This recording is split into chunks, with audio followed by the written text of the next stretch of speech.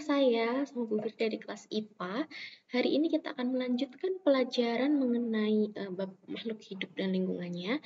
Kali ini kita akan membahas mengenai dasar taksonomi dan juga penulisan binomial nomenklatur. Penasaran? Yuk disimak. Aturan penulisan binomial nomenklatur. Jadi spesies ini terdiri dari dua kata, di mana kata pertama menunjukkan genus dan kata kedua menunjukkan sifat spesifikasinya. Kata pertama diawali dengan huruf besar dan kata kedua diawali dengan huruf kecil. Jadi ini berbeda ya dari penulisan KBBI yang biasanya kita gunakan. Selanjutnya, nama ilmiah itu ditulis dengan huruf italik. Itu ketika kita menggunakan handphone atau menggunakan komputer. Tapi kalau tulis tangan, kita menggunakan garis bawah karena akan lebih memudahkan kita untuk menuliskan itu.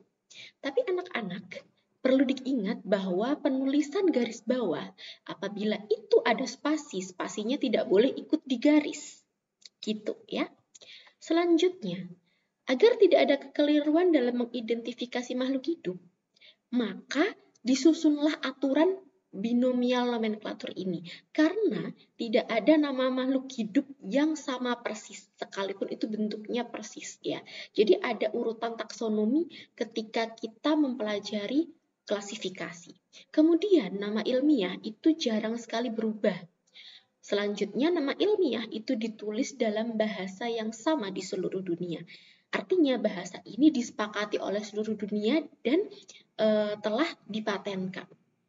Mau nanti nyebutnya di Salatiga atau nyebutnya di luar negeri itu tetap sama namanya ya, nggak berubah meskipun bahasa setiap negara itu berbeda. Selanjutnya, sistem binomial nomenklatur itu merupakan sistem penamaan ganda ya. Di dalam sistem binomial nomenklatur mempunyai aturan-aturan sebagai berikut, di mana spesies terdiri dari dua kata. Kata pertama menunjukkan genus dan yang kedua menunjukkan sifat spesifikasinya atau spesies. Kata pertama diawali dengan huruf besar seperti yang saya jelaskan tadi ya. Selanjutnya, nah, di sini bisa kita lihat bahwa ada hierarki taksonomi. Ada yang mulai dari paling kecil, ada spesies, kemudian genus, family, ordo, kelas, film, atau divisio, kemudian ada kingdom, dan seterusnya. Konsepnya, nah, semakin sedikit persamaan, maka semakin jauh kekerabatannya. Makhluk hidup yang memiliki banyak persamaan ciri-ciri dapat saling kawin. Dalam hari ini berarti satu spesies karena menghasilkan keturunan yang fertil atau subur. Maka makhluk ini dimasukkan ke dalam suatu kelompok taksonomi yang disebut dengan spesies. Contohnya adalah spesies kucing, ada Felis domestica. Felis domestica kawin dengan sesama Felis domestica. Begitu juga dengan harimau atau Felis tigris dan seterusnya. Oke, selanjutnya. Tujuannya adalah yang pertama, mendeskripsikan ciri-ciri makhluk hidup, kemudian mengelompokkan makhluk hidup, kemudian mengetahui kekerabatan, hubungan antar spesies ya, kemudian evolusi dasar kekerabatan, bisa kita urutkan dari mulai nenek moyangnya hingga keturunan yang hari ini ada, bisa kita amati. Selanjutnya manfaatnya, mudah dipelajari. Dengan aturan-aturan binomial dan juga klasifikasi, memudahkan kita untuk mempelajari mereka bahwa ternyata di dunia ini sangat banyak sekali jenis-jenis makhluk hidup dengan nama yang berbeda-beda. Kemudian melihat hubungan kekerabatan, apakah satu makhluk hidup ini punya kekerabatan yang paling dekat dengan makhluk hidup yang seperti apa, kayak gitu. Selanjutnya, ada yang namanya penamaan. Di sini ada kita ambil contoh ya, ada domainnya eukariotik sama eukariotik juga, kemudian kingdomnya. Kalau hewan kan animalia, tumbuhan itu plante dan seterusnya. Kemudian filum atau divisio, di mana filum ini adalah untuk hewan dan divisio ini adalah untuk tumbuhan. Seterusnya hingga spesies. Ada Geosposa, Nirostes, dan juga Ranunculus acris. Selanjutnya, ada yang namanya dasar-dasar klasifikasi. Gimana sih klasifikasi itu bisa dikelompokkan sedemikian rupa. Yang pertama, ada berdasarkan persamaan. Kedua, berdasarkan perbedaan. Pasti setiap makhluk hidup memiliki persamaan dan juga perbedaan. Kemudian, berdasarkan manfaat. Apakah makhluk hidup A memiliki manfaat A, B, C, D, dan seterusnya? Kemudian, yang keempat ini, berdasarkan ciri morfologi dan anatomi. Kira-kira morfologi dan anatomi itu apa? Jadi ciri-ciri morfologi itu yang bisa kita amati dengan panca indera kita. Mulai dari warnanya, kemudian bentuk tubuhnya, jumlah kakinya, dan seterusnya.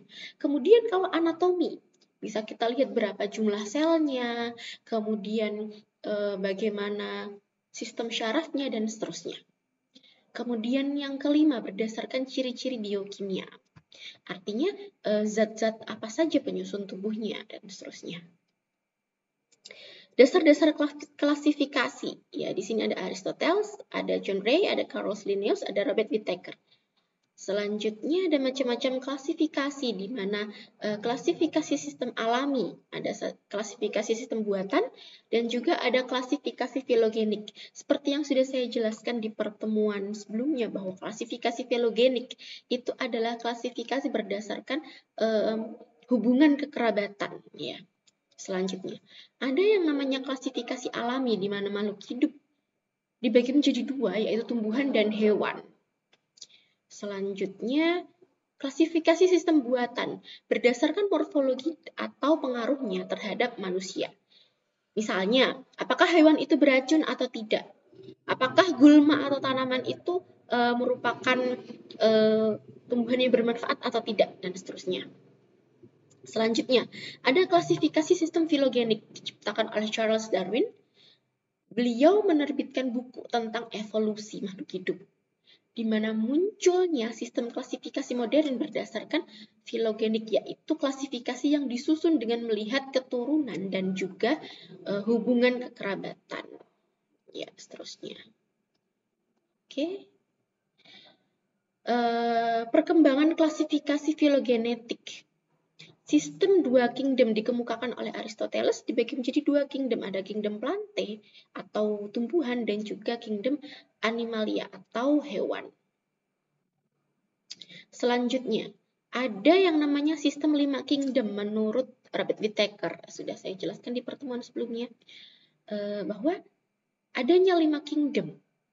Yang pertama ada kingdom Monera, kingdom yang paling sederhana, di mana ciri-cirinya adalah prokaryotik, kemudian dia tidak memiliki membran pelindung inti, dan seterusnya. Kemudian yang kedua ada kingdom Protista, di mana kingdom Protista ini sudah sedikit lebih berkemajuan daripada kingdom Monera, ya. Dia sudah memiliki membran inti, kemudian sudah mulai punya sel lebih dari satu, dan seterusnya. Selanjutnya ada kingdom fungi, di mana kingdom fungi ini berbeda dengan kingdom plante. Kingdom fungi itu memiliki sifat heterotrof, atau dia tidak bisa memasak makanannya sendiri di dalam tubuhnya. Sementara kalau tumbuhan plante, dia merupakan makhluk hidup yang autotrof, di mana dia bisa memproduksi makanannya sendiri di dalam tubuhnya. Selanjutnya adalah kingdom animalia, di mana sel-selnya sudah banyak, kemudian sudah memiliki membran inti, kemudian sudah sangat banyak sekali jenisnya, dan seterusnya. Nah, yang pertama ini adalah kingdom Monera, yang merupakan golongan organisme yang bersifat prokaryotik. Sudah saya jelaskan tadi, ya, di mana inti selnya itu tidak memiliki selaput inti. Dibagi menjadi dua golongan, yaitu yang pertama ada golongan bakteri dan yang kedua adalah golongan ganggang atau cyanophyta, ya. Selanjutnya, protista, ya. Protista ini merupakan organisme bersifat eukaryotik atau inti selnya ini sudah memiliki selaput inti. Atas pertimbangan adanya organisme-organisme yang memiliki ciri tumbuhan atau berklorofil sekaligus memiliki ciri hewan yang dapat bergerak. Jadi ada protista yang mirip tumbuhan dan juga ada protista yang mirip hewan. Selanjutnya, ya, termasuk dalam rektum ini adalah protozoa dan ganggang yang bersel satu.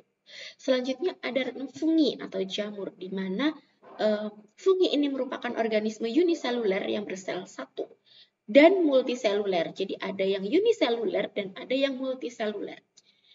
Ada Jamur ini tidak berklorofil sehingga dia heterotrof ya. Nah, jamur ini dibagi menjadi 5, yaitu yang pertama ada Oomicotina, kemudian ada Zygomicotina, Ascomicotina, Basidiomycotina, dan Deuteromicotina. Selanjutnya ada kingdom Plantae. Jadi kingdom Plantae ini merupakan spesies tumbuhan, bukan spesies, adalah suatu kingdom atau kerajaan tumbuhan hijau.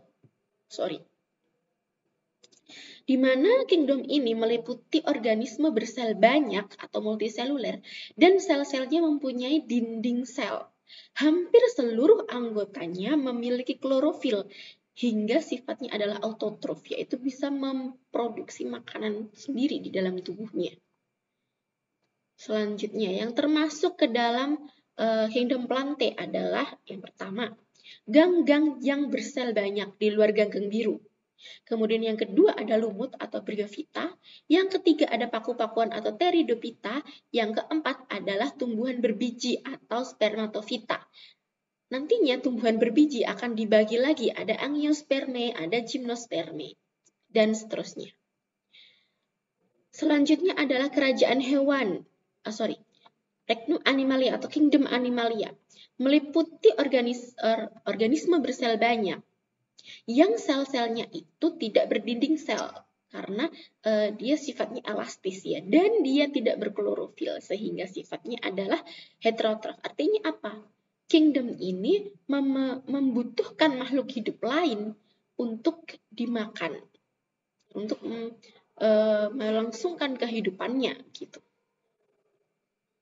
Yang termasuk ke dalam regnum ini adalah filem. Yang pertama ada Porifera, yang kedua adalah Solenterata, yang ketiga ada Platyhelminthes, selanjutnya ada Nemathelminthes, kemudian ada Annelida, ada Echinodermata, ada Arthropoda, dan ada Chordata.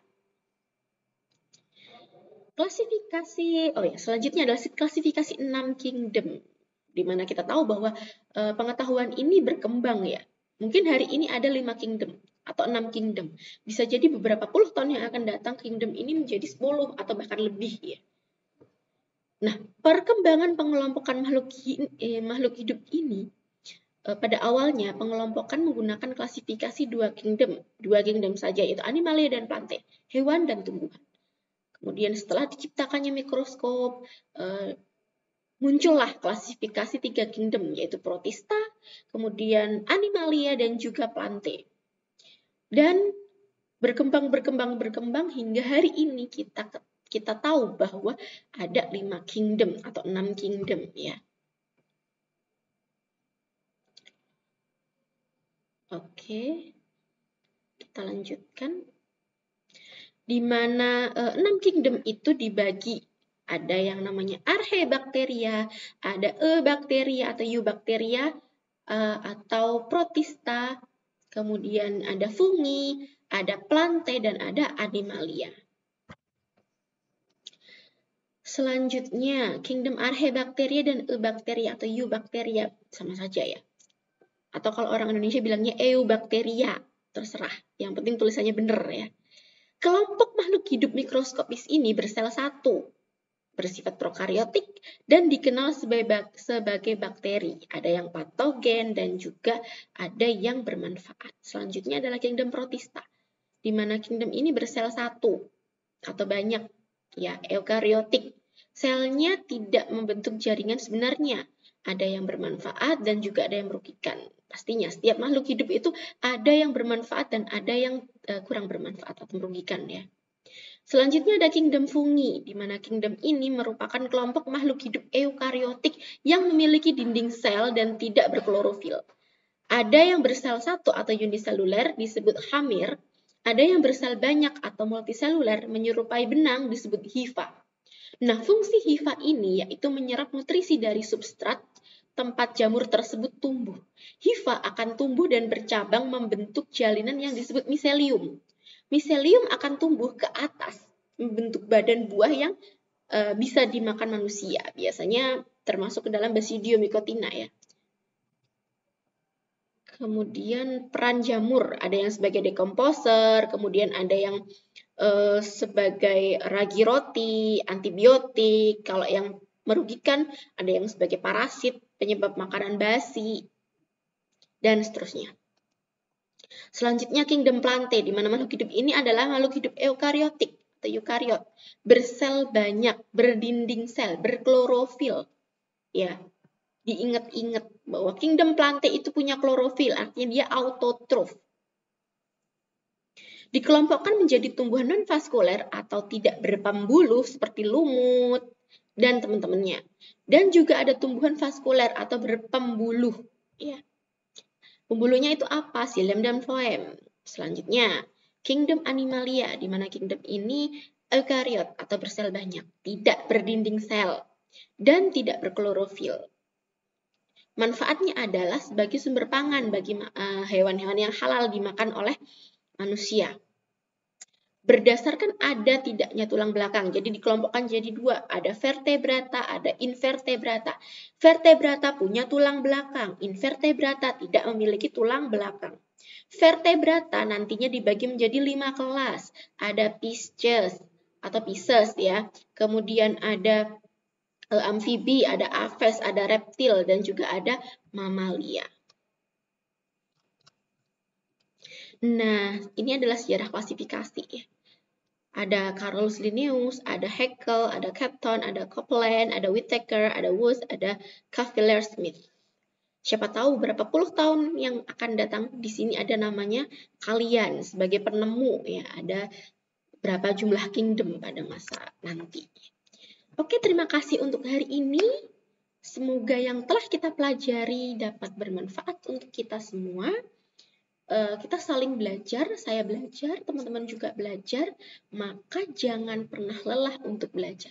Apabila saya ada salah kata, mohon maaf yang sebesar-besarnya. Billahi fisabilil haq fastabiqul khairat. Wassalamualaikum warahmatullahi wabarakatuh. See you.